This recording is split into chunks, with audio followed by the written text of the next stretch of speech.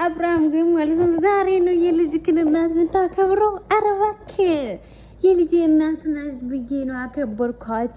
እሷ ግን ምንም አልገባትም። ኧረ እባክህ አንተ ማንክ ዛሬ ነው እንደ የልጅክ እናት እንደሆነች የታወቀ ለአንተ ከመቼ ነው ያከበርካት? መቼ ነው ያከበርካት? ሁሌ እንዲያዋረድካት በአንተ ሰበብ አይደል እንደ በየላይ ቤቱ ተዘግዝቃ የምትሰደበው በአንተ ሰበብ አይደል? አንተ ክፍታፍ ማለት ነው።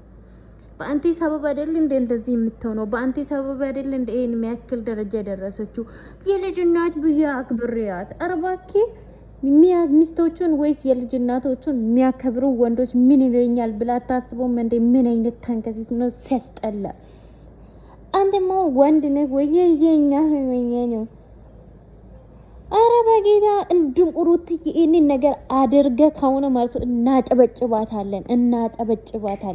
የምሬን ነው። ሩታ ትችላለች ነው የምንለው። ምክንያቱም አስለቅሳለች። ሄርሜላ ሩታን አስለቅሳለች።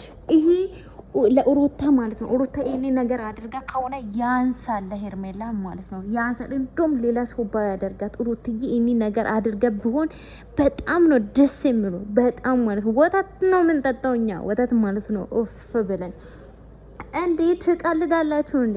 ስንት ነገር አደረገችው ለሄርሜላ። ይሄ ነገር ያንሳል። እውነትም ታግታ ምናምን ከሆነ እንደውም ለምን አትገደሉም? የማንም ልቅምቅም ማለት ነው የሰው ትዳር የምታፋታ የማንም ልጣጫ ማለት ነው። ለምን ገሃነም አትገባም? ገሃነም እዚህ መተኛ ልጅኛ ምኝኛ አከበኩ መቼ ነው አክብራማ የምታውቀው? ምን አይነት ላጫም ነክ? ሲጀመር አንተ ራስህ ላጫም አይደለክ እንዴ? በየሴት እንትን የምትል ምን አይነቱ ነው? ጭራሽ እዚህ ማለት ነው እኔ አከብርሻለሁ ብለህ ስታወራ ነው የሰው ደም የምታፈለው ስታናድድ። አንተማ አሁን አክባሪ ነካ፣ የልጅ እናት አክባሪ። ኧረ እባክህ ቀልደኛ ነህ። ምን ሰው ያምናል እንደዚህ ስታወራ አንተን?